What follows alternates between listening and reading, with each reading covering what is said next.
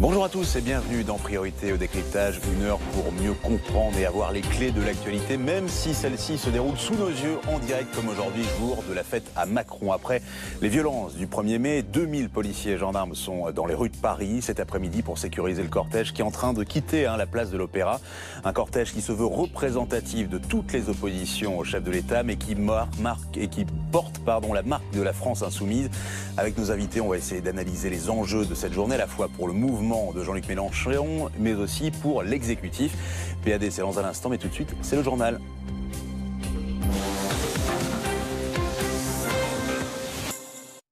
Le journal présenté par Stéphanie Zenati. Bonjour Stéphanie. Bonjour Patrick, bonjour à tous. Ils sont venus faire la fête à Macron, des étudiants, des cheminots, tous ceux qui aujourd'hui sont mécontents de la politique menée par le gouvernement, tous ceux qui considèrent qu'Emmanuel Macron est le président des riches et parmi eux, même si ce n'est pas un rassemblement politique, des insoumis. Anne-Sora Dubois, vous êtes dans le cortège pour BFM TV. C'est François Ruffin, un député du groupe, qui est le chef d'orchestre de ce rassemblement.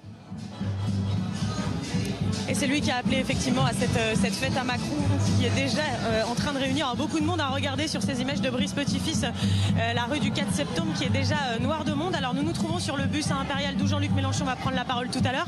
Jean-Luc Mélenchon, il est juste ici, vous le voyez, il salue les militants qui sont venus nombreux.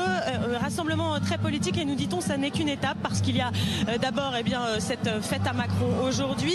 Il y a aussi Benoît Hamon, Pierre Laurent qui sont venus dans ce rassemblement et puis on nous annonce un autre rassemblement le 26 mai où cette fois-ci on aura peut-être, nous dit-on, cette convergence non pas des luttes qui est toujours espérée mais cette convergence des gauches parce qu'il y a de plus en plus de partis politiques de gauche qui sont finalement d'accord pour se fédérer autour de cette contestation sociale. En attendant, aujourd'hui le cortège ne va pas tarder à s'élancer sur ce bus impérial et Jean-Luc Mélenchon prendra la parole d'ici à 15h.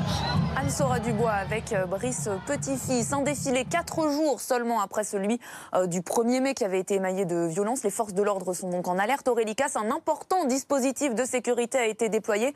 Près de 2000 policiers et gendarmes tout le long du parcours. Ça fait 500 forces de l'ordre de plus que le 1er mai dernier. L'avenue de l'Opéra est fermée à la circulation. Il y a plusieurs points de filtrage, points de contrôle. Les gendarmes mobiles regardent dans les sacs à dos. Pas forcément les sacs à dos de tout le monde d'ailleurs. C'est ce que Alexia Ferré est en train de vous montrer. Il vérifie s'il y a l'attirail ou pas du black bloc dans les sacs à dos, c'est-à-dire masques, objets incendiaires. On sait, ce sont des informations d'Isabelle Golins, qu'il y a eu plusieurs interpellations, 2 interpellations lors de contrôles rue Gramont dans le 2e, c'est-à-dire bien en amont de la manifestation. 2 individus porteurs d'armes par destination, des contrôles préventifs. Un autre homme a été interpellé ce matin. Il y avait un silex notamment dans son sac à dos ainsi qu'une bombe de peinture. Voilà donc pour les toutes dernières informations. Merci beaucoup Aurélie Casse avec Alexia Ferré. Dans le reste de l'actualité, la fin de la visite d'Emmanuel Macron en Nouvelle-Calédonie. Le président qui était sur l'île d'Ouvéa pour conclure son voyage 30 ans après le déclenchement de l'assaut militaire qui avait fait 21 morts.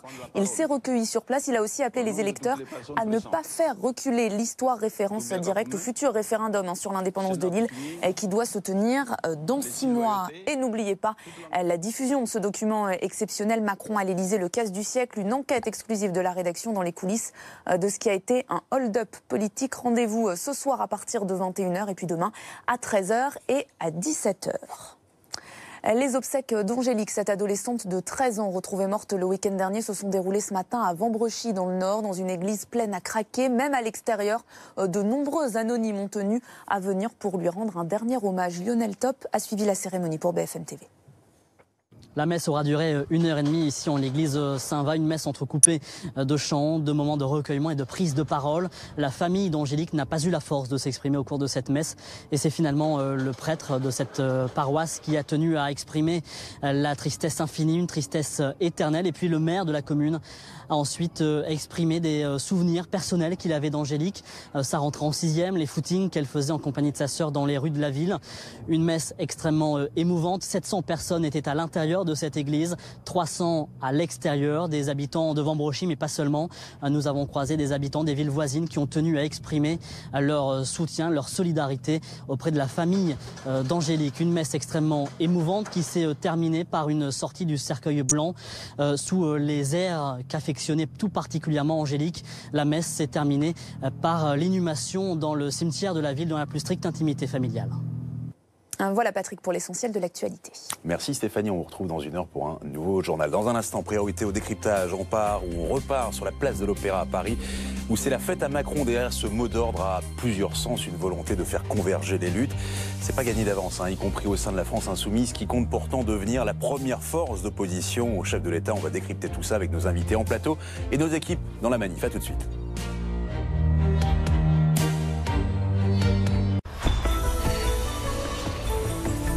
Sur le web, retrouvez bfmtv.com. Le bonheur? Le bonheur se trouve dans le petit monde. Pour la première fois, profitez avec Costa d'un tout compris exceptionnel. À partir de 699 € seulement. Ça y est, vous êtes tous en mode café? On peut y aller? Le café San Marco est un arabica aux arômes si exceptionnels que l'on a envie de tout couper pour pleinement l'apprécier. T'exagères, toi. San Marco, per amore del café. La revente facile avec Vendezvotrevoiture.fr. Vendezvotrevoiture.fr.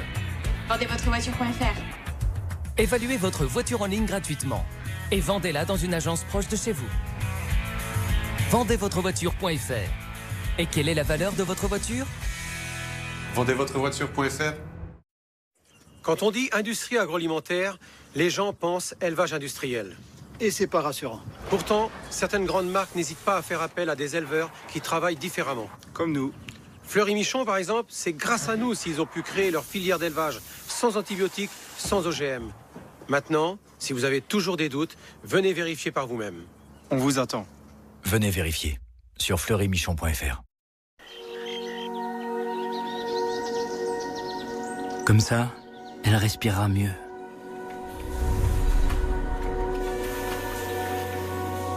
Et c'est parti pour le tour du monde. Économiser sur tout, oui, sauf sur le beau.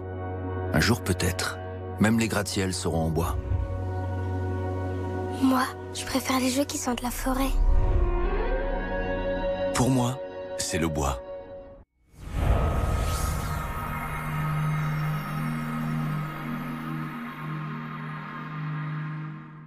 La performance, vous la ressentez à chaque instant. Quelle que soit la route, quelles que soient les conditions. Découvrez notre premier SUV dédié à la performance. Jaguar F-Pace. À partir de 449 € par mois avec apport. Entretien inclus. Chelsea-Liverpool, c'est dimanche à 17h30 sur SFR Sport 1. 3 escape games inédits. 3 scénarios originaux. Mr. James, avec Renault Capture. Le Signal, avec Renault Kadjar. Le Collectionneur, avec Renault Koleos. Êtes-vous prêt à vivre un escape game hors du commun avec les SUV Renault? Inscrivez-vous maintenant sur mission-suv.renault.fr.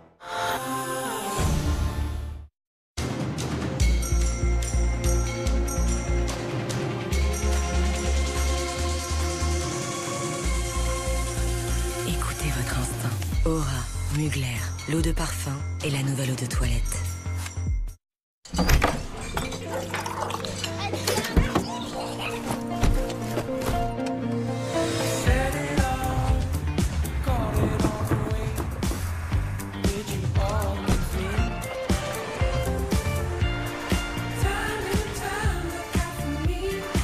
Votre vie est déjà assez mouvementée. Nouvelle berline Citroën C4 Cactus avec suspension à butée hydraulique progressive Citroën. À partir de 179 € par mois. Citroën.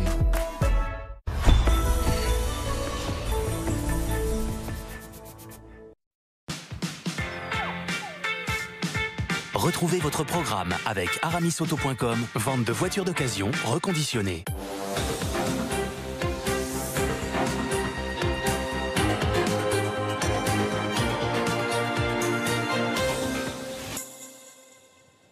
Bienvenue dans Priorité au décryptage. C'est une manifestation qui se veut festive et irrévérencieuse, non violente et revendicative. Voilà, en substance, la définition de la fête à Macron imaginée par le député de la France Insoumise, François Ruffin. Faire la fête à Macron un an après son élection, on peut l'interpréter de diverses manières. On va d'ailleurs analyser les enjeux de ce rassemblement avec mes invités. Bonjour Jannick Halimi. Bonjour. Vous êtes rédactrice en chef adjointe du service politique du Parisien. Michel Viviorca, vous êtes sociologue et directeur des études à l'école des hautes études en sciences sociales, et puis Bernard Sananès, de notre partenaire habituel pour les sondages, l'Institut est là. Mais on va d'abord prendre le pouls de ce rassemblement qui a débuté à la mi-journée, place de l'Opéra. Julia Van Elst, vous êtes en tête de ce cortège qui doit se diriger vers la Bastille, et contrairement aux dernières manifs, vous ne voyez pas de leaders syndicaux derrière cette banderole. D'ailleurs, c'est totalement voulu. Exactement, je suis juste devant cette tête de cortège, le carré des luttes comme l'appellent les organisateurs, et vous pouvez le voir juste derrière moi, il n'y a pas de politique, ce sont des personnalités, des personnes de la société civile. On voit notamment un salarié de GMS, il y a également des représentants de cheminots, des aides-soignantes, des salariés de la RATP, du McDonald's Île-de-France, de Free, etc. etc. Et je vais me diriger vers Anne-Sophie. Bonjour Anne-Sophie, vous venez du Jura. Oui. Vous travaillez dans le secteur de la santé. Oui. Pourquoi vous êtes venu aujourd'hui? Parce qu'aujourd'hui, les secteurs de la santé sont malmenés et les soignants ne peuvent plus accepter que l'État ne veuille pas mettre les moyens pour que nos malades et nos personnes âgées et nos personnes en situation de handicap soient si maltraitées par manque de personnel. Voilà. Et à côté de moi, on a une lanceuse d'alerte et c'est important parce que les lanceuses d'alerte, il faut absolument qu'elles soient protégées. On alerte chaque jour sur la prise en charge dans les hôpitaux, dans les EHPAD, et dans les IME, et on a cette forme de maltraitance institutionnelle qui continue. Donc il faut dire stop à ces politiques, et c'est pour ça que je suis là aujourd'hui. Chaque personne ici représente un métier, c'est ça? Oui, chaque personne représente un métier et une lutte. Alors on a des soignants, des cheminots, on a des postiers, des infirmières, des aides-soignantes, on a tellement de monde et on est tous ensemble parce qu'il faut une véritable convergence des luttes. On est tous là pour la même chose. Merci beaucoup. Avec plaisir. Voilà, et cette tête de cortège qui est partie il y a quelques minutes et qui se dirige peu à peu donc maintenant vers la place de la Bourse. Je veux dire un mot sur la sécurité le long du parcours. On sait qu'il y a 2000 policiers et gendarmes qui sont mobilisés. C'est assez conséquent. Les autorités ne veulent vraiment pas revoir les images de violence du 1er mai. Oui, alors les organisateurs ont rencontré la préfecture plusieurs fois cette semaine justement pour éviter les débordements qui ont eu lieu le 1er mai il y a quelques jours. Donc ce sont 2000 policiers et gendarmes qui donc sont mobilisés pour cette nouvelle journée de rassemblement. On a vu beaucoup de forces de l'ordre, notamment dans les rues adjacentes, pour éviter que des voitures arrivent sur le cortège. Il y a également des civils qui font office de sécurité dans le cortège. Ils sont repérables avec des brassards et ils font tout pour qu'il y ait donc des débordements et que tout se passe bien ici. Julia Van Elst avec Bernard Henry en tête du cortège qui vient donc de quitter la place de l'Opéra. Jannick Halimi, on voit sur ces images en direct que c'est la société civile qui est mise en avant. Il y a des familles, des anonymes qui sont issus de tous les secteurs. Il y aura de la musique, des chars. Mais il ne faut pas oublier que c'est quand même la France Insoumise qui est à la baguette avec une partition très importante qui doit être jouée aujourd'hui par le parti, ou en tout cas le mouvement de Jean-Luc Mélenchon. Le mouvement, et puis sans vouloir rentrer dans les guerres ou les guéguerres picrocolines au sein de la France Insoumise, c'est aussi Monsieur Ruffin, François Ruffin, qui a pris la main sur cet événement. Oui, vous avez raison. Une des particularités de ce pot-au-feu, manif pot-au-feu national, comme le dit François Ruffin, c'est d'élargir les luttes qui étaient pour le moment limitées, entre guillemets, aux syndicats, aux salariés, peut-être à la fonction publique. Et là, François Ruffin, parce que là, il ne vient pas d'un parti, lui. Lui, il a une culture, une expérience professionnelle, un parcours qui est plus près du terrain, de la base. Donc lui, François Ruffin, a voulu l'ouvrir à la société civile, au mouvement associatif, prenant acte de deux choses, du fait que justement la coagulation des luttes que cherchait à faire notamment Jean-Luc Mélenchon a raté déjà en octobre. Vous vous souvenez, après les ordonnances travail, ne semble pas prendre, sans vouloir injurier l'avenir, ne semble pas prendre jusqu'à présent dans le contexte quand même de colère, de malaise social que l'on connaît avec la SNCF notamment, avec le personnel des EHPAD, qu'on vient de le dire madame. Donc là, c'est une étape, effectivement, une concrétisation de cette ouverture des luttes vers les mouvements sociaux. C'est important pour l'avenir. Est-ce que c'est une sorte de point d'orgue? On verra si ça marche ou si ça ne marche pas.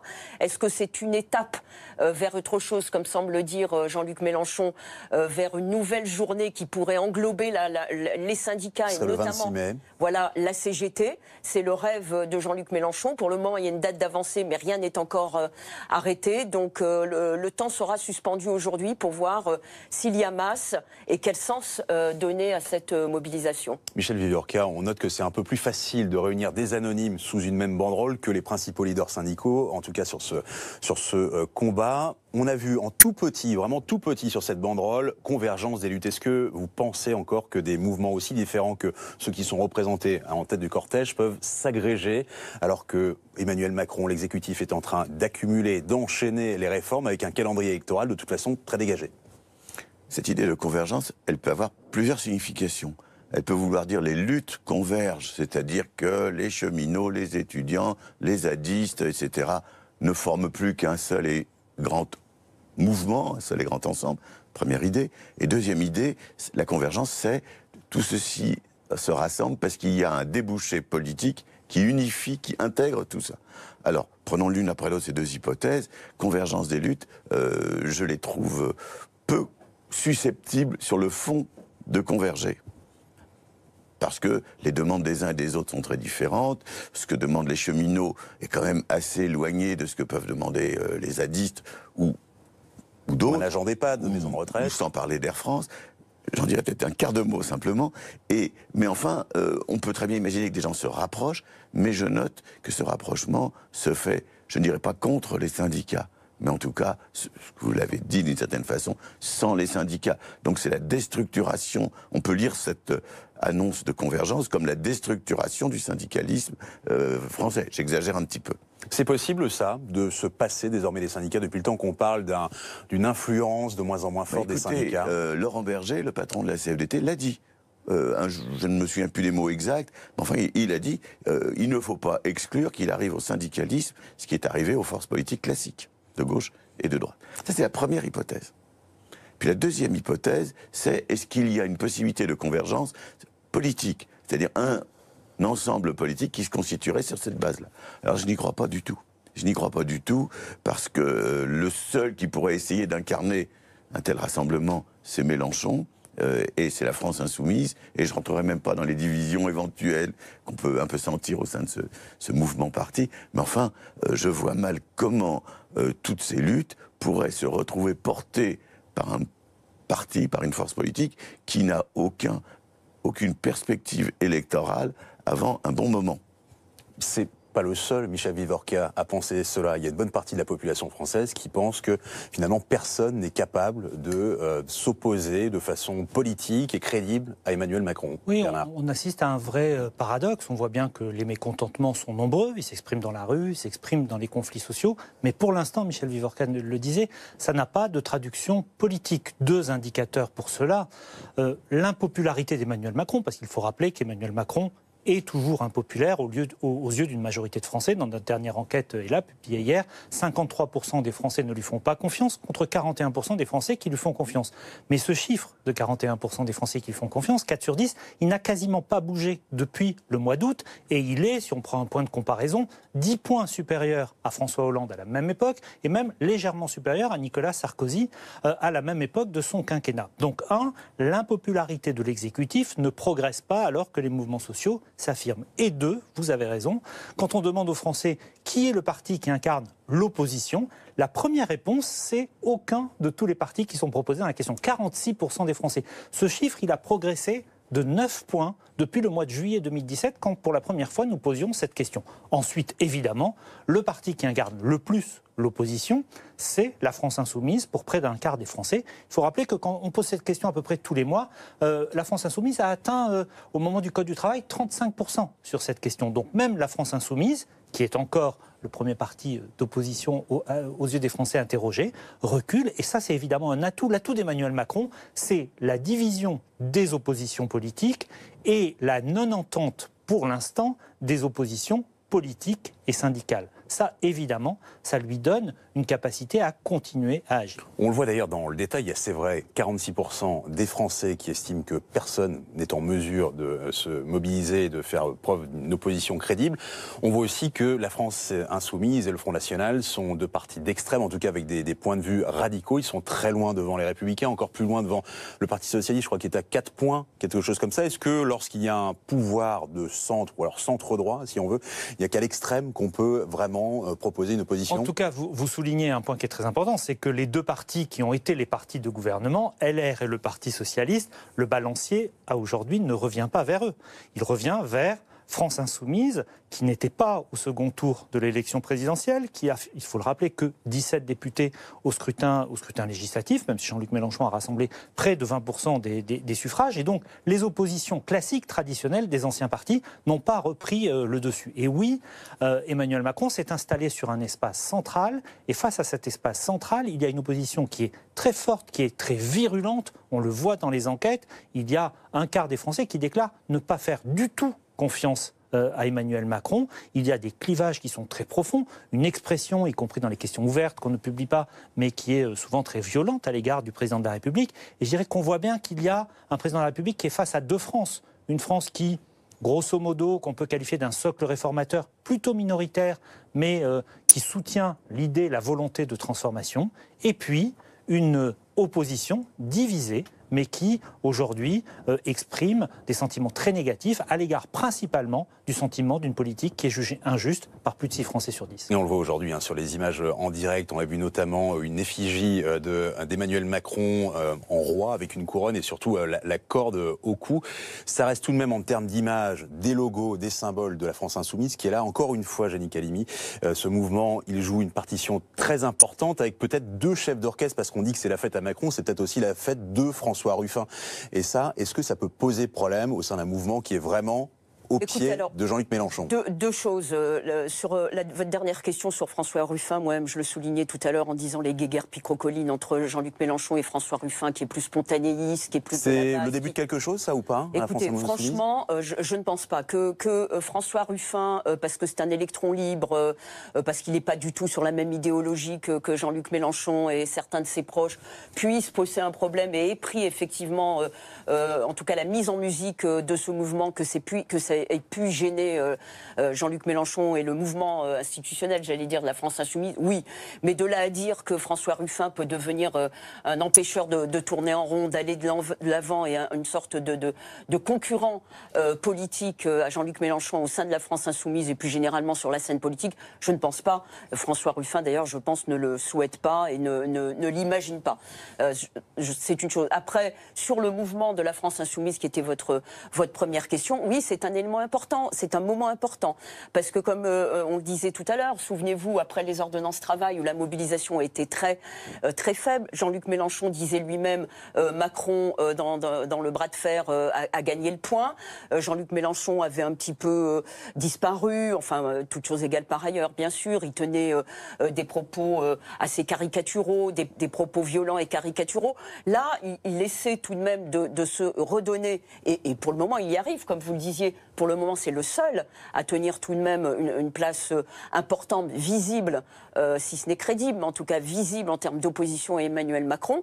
Donc, il essaie d'installer cette opposition qu'il veut véritablement incarner face à Emmanuel Macron. Et Emmanuel Macron en joue également à la suite du 1er mai et des violences dont on se souvient. Emmanuel Macron a stigmatisé de façon un peu limite, je dirais, à stigmatiser Jean-Luc Mélenchon et la France Insoumise en disant que les Black Boys, en gros, c'était d'abord la France Insoumise, puis après, il a précisé en disant que c'était les discours de violence de la France Insoumise qui suscitaient cette violence.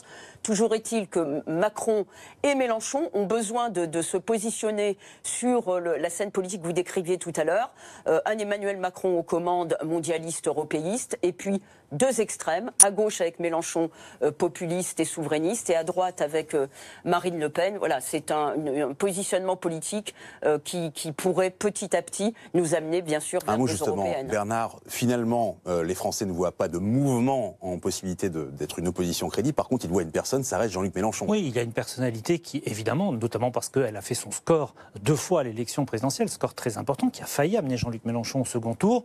La personnalité la plus populaire chez les sympathisants de gauche, c'est incontestablement Jean-Luc Mélenchon pour 2 tiers des Français, des sympathisants de gauche qui ont une bonne opinion de lui. Il devance Olivier Besancenot et Benoît Hamon. Voilà le classement. François Ruffin souffre avant tout d'un déficit de notoriété. Ça ne veut pas dire que demain, il ne sera pas en situation 2. Mais aujourd'hui, c'est Jean-Luc Mélenchon qui a évidemment le potentiel pour incarner cette opposition de gauche. On continue de regarder ces images en direct parce que les slogans sont importants. On va les décrypter dans quelques instants. Il y a aussi des chars. On espère les voir très bientôt, notamment à l'effigie d'Emmanuel Macron. On doit le voir en Napoléon, en Jupiter ou encore en Dracula, ce qui ne manquera pas de susciter des commentaires de notre part. On voit surtout qu'il y a énormément de couleurs et de musique. En tout cas, restez avec nous parce que dans un instant, on continue de décrypter cette fête à Macron, une manif d'opposition générale aux réformes de l'exécutif, non syndicale, mais vous l'avez bien compris, politique et surtout sous très haute surveillance policière. Priorité au décryptage, je reviens tout de suite.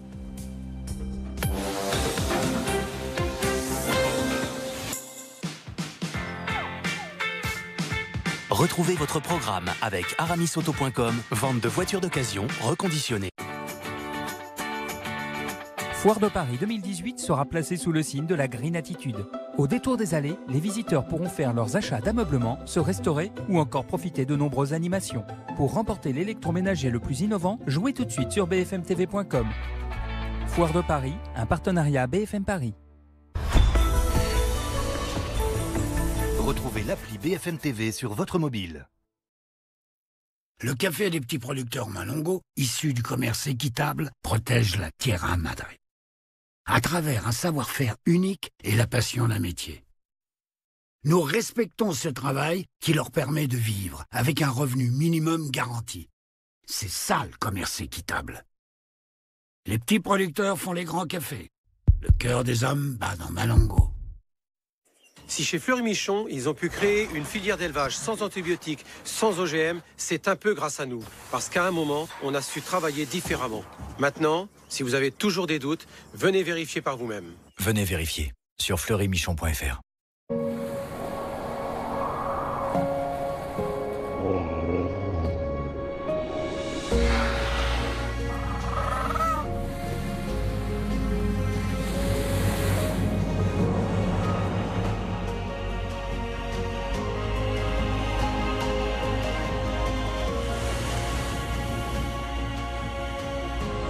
Accéder par la mer au trésor de la Terre. Ponant. Avec ce puissant moteur numérique, une nouvelle ère commence. Ce n'est certainement pas un appareil d'appoint. Le Dyson Cyclone V10 devient maintenant votre aspirateur principal. Tellement puissant que nous avons arrêté de développer des aspirateurs avec fil.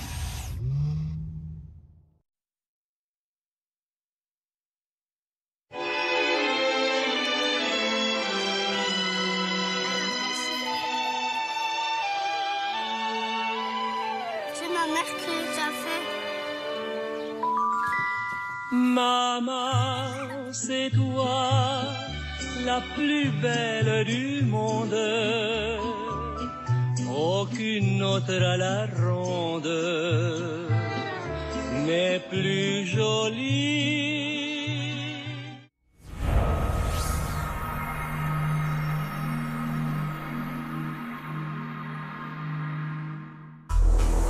Trois escape games inédits. 3 scénarios originaux. Mr. James, avec Renault Capture. Le Signal, avec Renault Kadjar. Le Collectionneur, avec Renault Koleos. Êtes-vous prêt à vivre un escape game hors du commun avec les SUV Renault? Inscrivez-vous maintenant sur mission-suv.renault.fr. Soirée spéciale, les symboles cachés, ce soir à 20h50 sur RMC Découverte. Bon week-end? Oui, vraiment bien occupé. Je me suis levé tôt, j'ai surfé un peu sur le net, et puis arroser mes plantes. J'ai retrouvé un ami. Ah, et je me suis fait une nouvelle playlist. Et toi? C'était à peu près pareil. Nouveau Ford EcoSport. Mettez du SUV dans votre vie. À partir de 149 € par mois, avec Bluetooth, jantes alliage, air conditionné et aide au démarrage en côte.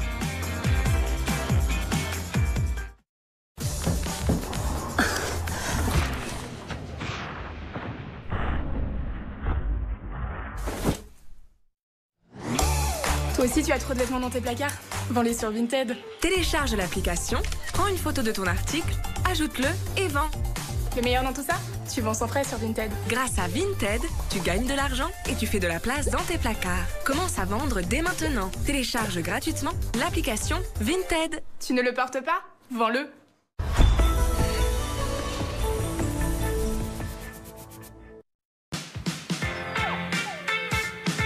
Retrouvez votre programme avec aramisauto.com, vente de voitures d'occasion reconditionnées. Le retour de priorité au décryptage. Pas de leaders syndicaux, pas de personnalités politiques en tête de cortège. Les organisateurs de la fête à Macron veulent mettre les anonymes en lumière, ceux qui, selon eux, souffrent des réformes lancées depuis un an par l'exécutif. On suit toujours ce cortège qui a quitté il y a quelques minutes la place de l'Opéra pour rejoindre celle de la Bastille. On va rejoindre d'ailleurs Anne-Sora Dubois. Alors, on dit Anne-Sora Dubois qu'il n'y a pas de personnalité politique en tête de cortège, oui, mais on le voit à côté de vous, les politiques, ils sont quand même là, hein.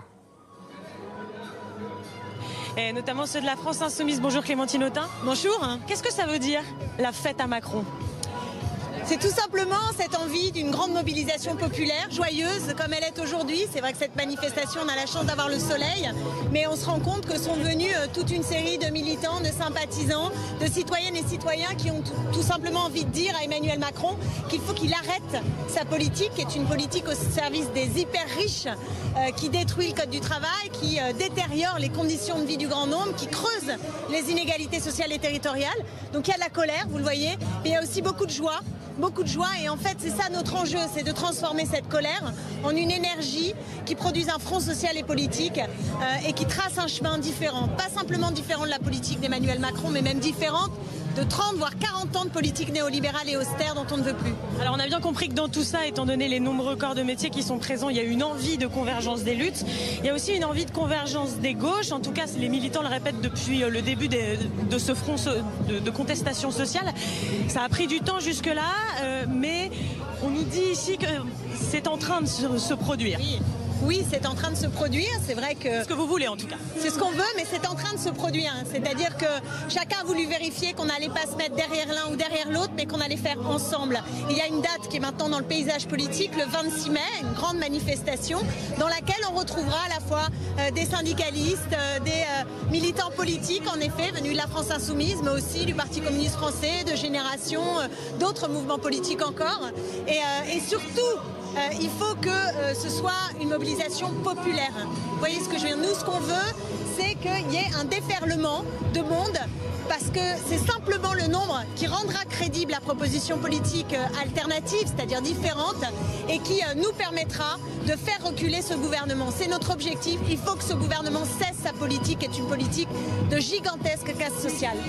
Merci Clémentine Autain. Et d'ailleurs, c'est ce qui est indiqué sur les pancartes brandies par ces militants avec le signe phi de la France Insoumise, avec notamment ce slogan Stop Macron que l'on retrouve un peu partout ici, avec cette volonté, eh bien, vous voyez, de remplir les rues de Paris pour continuer à contester la politique, notamment sociale, du président de la République. Anne-Sora Dubois avec Brice Potifi, on note déjà qu'il y a ce cordon de sécurité, notamment autour du Carpodium, d'où s'exprimera Jean-Luc Mélenchon. La sécurité, on y reviendra évidemment dans quelques minutes.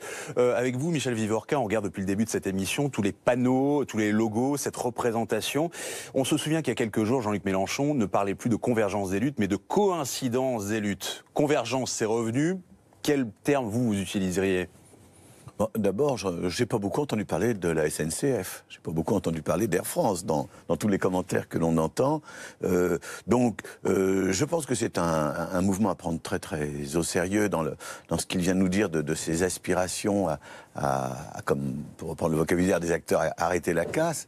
Mais je ne vois pas toutes les luttes, moi, ici. Je ne les vois pas, je ne les entends pas à travers ce que nous voyons. Je vois des gens qui ont des choses à dire, qui refusent les appareils syndicaux. en tout cas qui les tiennent à l'écart, qui ne laissent pas beaucoup de place à des acteurs politiques. On vient d'entendre Mme Autain, mais enfin, c'est pas tout le paysage de la gauche française. Et donc, je trouve que ce mouvement a un côté important qui est, on ne veut pas de la violence, on veut retrouver une dimension festive, on veut, comment dirais-je, se tourner vers l'avenir de façon positive de ce point de vue-là. Je pense que socialement, ça n'ira pas très très loin, et je pense que politiquement, c'est sans débouché électoral et par conséquent ni parlementaire. Et donc je pense que, je vais vous le dire autrement, je pense qu'il faut attendre encore 1 an ou 2 et que nous y verrons beaucoup plus clair. Ou bien Macron réussira, et dans ce cas-là, la gauche et la droite classique, sous des formes peut-être nouvelles, se reconstruiront, des débats se reconstruiront. Il y aura, comme disait un vieux leader syndical, André Bergeron, il y aura du grain à moudre. Ou bien nous continuerons, si c'est un semi-échec ou une semi-réussite, nous aurons un climat du type de celui-ci. Et si c'est un échec patent, alors là, nous ne savons pas où nous irons. Quand vous dites 1 an ou 2, c'est-à-dire les prochaines échéances électorales, c'est ça aussi qui aide Emmanuel Macron. Bien sûr, bien sûr. Bernard. Oui, et puis il y a le sentiment que, pour l'instant, et là-dessus, l'échec, c'est Jean-Luc Mélenchon qui l'avait reconnu, Jeannick Halimi le rappelait tout à l'heure, de l'opposition au Code du travail, a quand même marqué et plaide aujourd'hui chez les sympathisants de gauche, on le voit, pour le fait qu'il y ait cette entente. Dans notre enquête cette semaine pour BFM TV, on voyait que 6 sympathisants de gauche sur 10 étaient favorables aux alliances entre la France Insoumise, Europe Écologie Les Verts, le parti de Benoît Hamon, moins avec le Parti Socialiste, on voit qu'il y a quand même des séquelles du quinquennat précédent. Et deuxièmement, que quand on interrogeait les Français, et a fortiori les sympathisants de gauche, il y avait une volonté très majoritaire pour que l'unité politique et syndicale se fasse. Et pour l'instant, ça n'a pas été le cas, puisque même aujourd'hui, s'il y a, on le voit sur quelques banderoles, et on le voit à la lecture de la presse, quelques unions CGT locales qui ont rejoint la manifestation, Philippe Martinez, par exemple, a dit qu'il n'y participerait pas. Donc, cette unité politique et syndicale, elle ne s'est pas encore constituée. Or, dans l'opinion, il y a sans doute ce sentiment que, pour vraiment s'opposer à Macron, il faudrait que tous les mouvements s'unissent, parce que sinon, la mécanique est... il y a un peu de yaka faucon, pour être un peu trivial, lorsqu'on voit que la France Insoumise devrait conclure des alliances avec Europe Écologie Les Verts. La plupart des Français savent que c'est pas forcément possible. Ça peut être possible. Si Jean-Luc Mélenchon réussit, et l'enjeu d'aujourd'hui est important pour Jean-Luc Mélenchon, s'il réussit à imposer le fait que c'est autour de lui et autour de la France Insoumise que va se recomposer cette opposition de la gauche, à ce moment-là, les autres formations devront à un moment, si elles veulent continuer à peser dans les débats, passer des alliances, parce que sinon ce sera extrêmement compliqué d'exister, par exemple, au scrutin municipal. Les européennes, c'est un peu différent parce que c'est la proportionnelle, mais dans les scrutins municipaux, notamment dans les grandes villes, on verra si la France Insoumise prend le leadership de l'opposition au mouvement En Marche ou à la droite dans pas mal de villes. Jeannick Halimi, c'est pas la première fois que la France Insoumise court-circuite, ou en tout cas passe à côté des mouvements syndicaux en disant vous faites vos manifestations de votre côté, nous on fait ça d'une autre. Est-ce que ça a fonctionné? Est-ce que ça peut encore fonctionner, même s'il y a cette manif qui se prépare le 26 mai? Alors la France Insoumise et Jean-Luc Mélenchon n'a eu de cesse, au contraire, de vouloir englober dans sa propre démarche les syndicats, et notamment la CGT. Autour d'eux. Mais en prenant le leadership. Et comme vous le rappeliez, messieurs, ça n'a pas marché parce que, notamment la CGT, la CFDT étant réformatrice de toute façon, syndicat réformateur se met de côté, ça n'a pas marché jusqu'à présent. On verra le 26 mai, c'est ça, si véritablement Monsieur Martinez, le patron de la CGT, s'y associe.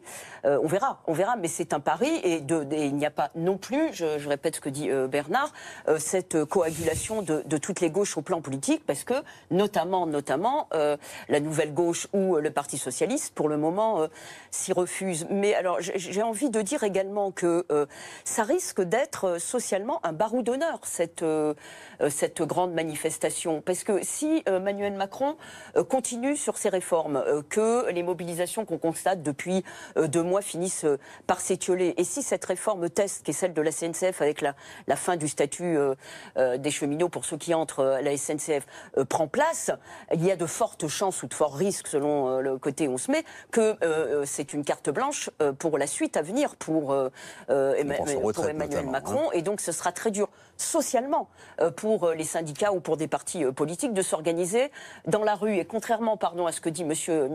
Vivorca, je pense que si jamais, encore une fois, les réformes continuent sur leur rythme et que la mobilisation s'étiole, notamment à la suite de la réforme de la SNCF, je pense que la lutte les oppositions ne pourront s'exprimer que politiquement, que ce soit dans le cadre des élections européennes, municipales ou à l'Assemblée, avec toutes les difficultés que cela peut poser. Mais il restera à Jean-Luc Mélenchon à véritablement se positionner comme leader politique à l'Assemblée et d'essayer pour le coup ce qu'on lui reproche, de ne pas faire ou de rater de faire l'union de toutes les gauches. On n'est pas en désaccord. Ce que je dis simplement, c'est qu'il n'y a pas aujourd'hui de débouché politique à ces luttes sociales, qui sont par ailleurs, je suis assez d'accord, plutôt faibles que fortes dans ce genre d'expression. Je voudrais souligner deux choses. Premièrement, dire un mot de ce qui vient de se passer à Air France, où le patron fait un référendum et l'ensemble des salariés, à 55 ou 56%, ce qui est quand même considérable. 80% de votants. Et 80% de votants disent on ne vous suit plus. Autrement dit, là, il y a eu, si j'ose dire, convergence. Or, cette convergence à l'intérieur d'une entreprise, convergence de gens qui, quand même, entre les pilotes de ligne et les gens qui font des choses beaucoup plus terre à terre. Des pilotes de ligne qui, eux, étaient à 35-36% au début du mouvement en grève, et des personnels au sol qui, eux, étaient plutôt à 15-20. Ils se sont retrouvés là-dessus, sur ce désaccord. Donc, ce que je veux dire, c'est que ça, ce que nous voyons aujourd'hui, c'est la rue. C'est-à-dire des gens qui viennent s'exprimer, d'une façon ou d'une autre. Tandis que ce dont il est question quand on regarde Air France, quand on regarde la SNCF, c'est ce qui se passe à l'intérieur d'une entreprise, et il faudrait parler de Carrefour, il faudrait parler de beaucoup d'autres entreprises sûrement. Et là, je crois que le paysage est assez différent. Je vais ajouter maintenant une deuxième remarque, c'est que je pense que Martinez, s'il s'aligne le 26 mai, c'est la mort pour lui. C'est-à-dire que c'est le constat qu'il a échoué syndicalement, et qu'il se met dans les mains, en quelque sorte, de politiques en qui il n'a une confiance que très très limitée. Et donc moi je trouve que toute cette séquence que nous vivons est très dramatique pour la CGT. Et pour les syndicats du vieux monde, pour reprendre, comment ils regardent ce genre de mouvement comme celui d'aujourd'hui? Alors, je pense que si vous êtes, comment dirais-je, plutôt CGT, vous devez être très inquiet. Si vous êtes plutôt sud, plutôt, disons, sur des lignes très radicales, c'est différent, parce que là, la cohérence avec ce que propose Mélenchon est beaucoup plus grande. Et si vous êtes réformiste, il y a l'UNSA, il y a la CFDT, si vous êtes réformiste, vous êtes consterné. Parce que vous ne pouvez pas vous associer à aucune de ces, de ces manifestations, actions, etc. Et en même temps, vous risquez d'être entraîné dans la débâcle syndicale de la CGT. D'ailleurs, c'est compliqué pour les syndicats réformistes. Par exemple, à Air France, la CFDT et Laurent Berger avaient eu des propos très durs. Ce sont des non-grévistes, la CFDT. Pour dire qu'il ne fallait pas voter non au référendum. Alors que sur la SNCF, pour l'instant, la CFDT, on verra si l'unité syndicale est maintenue, il y aura lundi la rencontre avec le Premier ministre, mais pour l'instant, fait plutôt front avec les autres syndicats. Donc on voit bien que c'est très compliqué, vous le disiez, d'avoir cette unité syndicale, et qu'évidemment, ça affaiblit le mouvement. Et puis, quand on voit certains propos, je voyais les propos de Frédéric Lordon, l'économiste qui, avec François Ruffin, est à l'initiative du mouvement. Quand il dit qu'il faut décheminotiser le conflit des cheminots, c'est aussi un constat d'échec par rapport à la CGT, de dire finalement la CGT n'a pas réussi. Dans l'opinion, on le voit bien, 6 Français sur 10 disent c'est un mouvement catégoriel. Et donc ça n'a pas réussi à être le mouvement emblématique autour duquel, par exemple, en 1995, beaucoup de salariés s'étaient fédérés. Alors, avant de poursuivre cette analyse, on va retourner dans le cortège, parce que c'est quand même l'une des inconnues de cet après-midi. Va-t-on éviter les violences qui ont choqué tout le monde mardi lors de la manif parisienne du 1er mai? Aurélie Casse, les moyens policiers sont là, mais est-ce que ça suffit à rassurer les familles qui sont assez nombreuses finalement autour de vous? De nombreuses familles, sont présentes ici. Il faut dire qu'il y a une ambiance de kermesse. À la fois, il s'agit de mobiliser et en même temps de faire la fête. On va se rapprocher de Philippe qui est venu avec ses 3 enfants. C'était important de venir en famille? Oui, c'est important parce qu'en fait, on joue aussi avec leur avenir. Ce qui se passe aujourd'hui avec la politique d'Emmanuel Macron, c'est un petit peu une hypothèque de tout ce qui est écologie, tout ce qui est service public, de l'avenir de nos enfants. L'enfant qui tient. Ouais. On ne sait pas si elle comprend ce qui est écrit dessus, mais en tout cas, elle le tient. Et aussi, on a l'impression que ce 5 mai, c'est presque l'image inversée du 1er mai. C'est beaucoup plus festif. Alors l'image inversée, je sais pas. Pour moi, c'est plutôt une continuité. C'est une convergence sans être trop politique, sans être trop syndical non plus, mais en mélangeant aussi les deux, de tous les gens qui en ont marre de ce système et de cette politique. Et effectivement, c'est festif. Alors, je ne sais pas si c'est l'inverse, mais encore une fois, je pense que c'est plutôt la continuité. Merci beaucoup Philippe. Vous êtes de la France Insoumise. On voit qu'il y a pas mal de syndicats, même des personnes non syndiquées présents. Ça brasse assez large. Oui, on voit bien, vous êtes sur la place de l'Opéra. Les policiers, ils sont où là ? Ils sont juste derrière Alexia Ferré qui tire la caméra. Il y a plusieurs accès, tous les accès d'ailleurs à la place de l'Opéra sont complètement fermés à la circulation. Et puis il y a aussi des opérations de filtrage. On a vu les gendarmes mobiles ouvrir les sacs à dos, pas forcément tous les sacs à dos, des personnes qui venaient à la manifestation à la recherche éventuellement de l'attirail du Black Bloc, à la recherche d'armes par destination. On sait, ce sont les informations d'Isabelle Golens, que 2 personnes ont été interpellées parce qu'il y avait dans leur sac à dos des armes par destination, mais il s'agissait de contrôles préventifs bien en amont de la manifestation. Il y a eu une autre interpellation ce matin, un homme est en garde à vue. Aurélie Casse en direct de la place de l'Opéra avec Alexia Ferré. Yannick Halimi, cette histoire des Black Blocs et des images terribles de violence qu'on a vues, est-ce que ça peut jouer encore sur ce mouvement où on est vraiment passé à autre chose avec ces images festives désormais ? Ce qui est sûr, on parlait tout à l'heure de la force syndicale, c'est que cette fête du 1er mai, cette fête du travail qui devait être celle des syndicats unités ou pas, peu importe, a été totalement perturbée et occultée par ces violences. Donc là, déjà, la violence des Black Blocs a porté préjudice à ce qui devait être une mobilisation plus que symbolique quand même celle du 1er mai. Ça, c'est une chose. Maintenant, il faut encore une fois, sauf extraordinaire, sauf si évidemment il y a de nouveau de la violence qui éclate aujourd'hui ou lors de manifs à venir, si ces manifs ont lieu. C'est ce dont nous parlions jusqu'à présent. C'est maintenant voir quelles sont les marges de manœuvre, quelles sont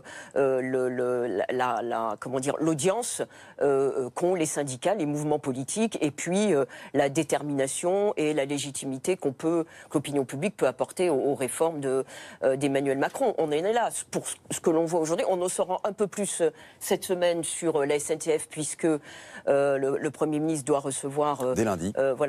Dès lundi, lundi matin, les syndicats. Et un par un. On va voir. Là, je pense que la prochaine grande manifestation est donc pour la fin du mois de mai en ce qui concerne la France Insoumise et peut-être la CGT. On va voir là, dans les semaines qui viennent, comment vont se dénouer ou pas, se mettre en place ou pas les réformes voulues par Emmanuel Macron. Bernard Sananès, colère et joie, comme on a pu entendre auprès de Clémentine Autain, des images de fête, mais en même temps de revendications. Est-ce qu'on peut imprimer comme ça dans l'opinion publique lorsqu'on agit de la sorte ? Oui, en tout cas, pour l'instant, effectivement... Je dis durablement, pas juste sur une image festive. Oui, parce qu'il y a ce mouvement de colère qu'exprime, et ce sentiment d'injustice qu'exprime une partie de l'opinion. Mais, ce que nous le disons depuis tout à l'heure, c'est vrai que pour l'instant, il n'y a pas véritablement de traduction politique. Alors, aujourd'hui, il y a 3 enjeux. Il y a un premier, vous l'avez dit, très important, qui est l'ordre public. Est-ce qu'il n'y aura pas à nouveau ces incidents qui, évidemment, ont beaucoup marqué l'opinion ? La deuxième, c'est est-ce qu'il y aura ou pas succès populaire ? À quel étiage on le met ? C'est encore trop tôt, il y aura, je crois, le comptage officiel. Et indépendant. Et puis le troisième point, c'est est-ce que s'il y avait succès de cette mobilisation aujourd'hui, est-ce que ça va permettre de rebooster les autres mouvements sociaux ? Est-ce que, par exemple, les syndicats vont arriver revigorés lundi face au Premier ministre ? Est-ce que ce qui s'est passé à Air France peut aussi redonner de l'ampleur à la mobilisation, à la SNCF, dans les universités ? Voilà ce qu'on va voir aujourd'hui, avec évidemment cette question de l'ordre public qui est très importante, parce que au moins, j'allais dire, et la France insoumise et l'exécutif ne peut pas se permettre que se reproduise ce qui s'est passé. La France insoumise, ce qui s'est passé mardi, la France insoumise parce qu'elle a besoin de montrer que son opposition est crédible, et le pouvoir parce qu'il a fait de l'autorité un de ses symboles, et que ce qui a été évité ou pas mardi peut quand même marquer négativement une bonne partie de son électorat. Sachant que Jean-Luc Mélenchon lui aussi tient à son électorat et il veut que ce soit clair, net. D'ailleurs, on l'a vu sur certaines images où il poussait la chansonnette sur le Georges Brassens et tout autour il y avait son service de sécurité qui veillait à ce que ça se passe bien. Est-ce que ça peut être une manif d'un nouveau genre, ça, Michel Viviorca, ou c'est juste un coup d'essai, on verra ça en dehors des grosses manifestations syndicales, des petits coups d'essai, puis des petits coucous, on va dire, de la France insoumise, des cartes postales. C'est un petit côté à mi-chemin entre un 1er mai et Nuit debout, pour moi. D'ailleurs, les Nuits debout font partie des organisateurs. Bien sûr, bien sûr. Donc, de ce point de vue-là, c'est pas totalement neuf. Je trouve même que la façon de manifester n'est pas spécialement neuf ou comment dirais-je, différent. Ça a marché depuis 100 ans, ceci dit, les manifs. Donc, de ce point de vue-là, c'est le même répertoire. C'est une première chose. Deuxièmement, moi, je ne suis pas certain que les Black Blocs se soient préparés à venir aujourd'hui. Parce que ce sont aussi des acteurs qui réfléchissent. Ce sont aussi des acteurs qui ont une stratégie. Et je dirais peut-être même que le pire pour cette manifestation, c'est de ne pas avoir intéressé les Black Blocs qui l'auraient en quelque sorte méprisé. En tout cas, on va voir comment tout ça se évidemment pour évolue. l'instant, et d'ailleurs pour le meilleur, ça reste une manifestation festive où on voit toujours ces panneaux extrêmement différents et on se pose la question, d'ailleurs j'imagine aussi les manifestants eux-mêmes se posent la question en regardant leurs voisins, eux qui sont agents d'EHPAD, ils regardent leurs voisins cheminots et l'autre étudiant. Est-ce que ça peut fonctionner? Vous y croyez, vous, Jeannick Halimi? Quand vous dites fonctionner, vous parlez de la coagulation ou la coïncidence ou la convergence. Oui, bien sûr. Et, écoutez, c'est sûr qu'il y a un mécontentement parce qu'on a beau être qu'à une année, quand même, une seule petite année d'Emmanuel Macron, il a donné quand même une orientation qu'on peut caricaturer sous l'appellation de président des riches. Il n'empêche que tout de même le côté protecteur, et je ne veux même pas parler du côté social de sa vision qui était la sienne, vous savez, le flexi-sécurité, on a quand même du mal à la voir. Lui, il parle toujours encore de ses réformes du chômage, de la formation professionnelle. Elle ne marque pas les esprits et surtout, elle ne se marque pas encore dans les faits. Donc, les mécontentements peuvent tout à fait être justifiés. Mais encore une fois, quel point commun y a-t-il, sauf s'il y a étincelle? On en parle depuis le début de ce mécontentement et de cette mobilisation. Quel point commun y a-t-il entre les EHPAD, qui sont un problème structurel qui ne date pas du quinquennat de Macron, et puis la réforme du statut, qui est véritablement un problème né de la volonté de réforme d'Emmanuel Macron? Quel point commun y a-t-il entre les étudiants et puis les pilotes d'Air France qui gagnent, qui sont parmi les plus privilégiés, en tout cas en termes de salaire, notamment de tous les pilotes européens, mais peut-être des salariés en France? C'est compliqué pour que tout ce petit monde ressorte main dans la main et le poing tendu. Donc voilà, encore une fois, c'est déjà un an, mais c'est aussi qu'un an.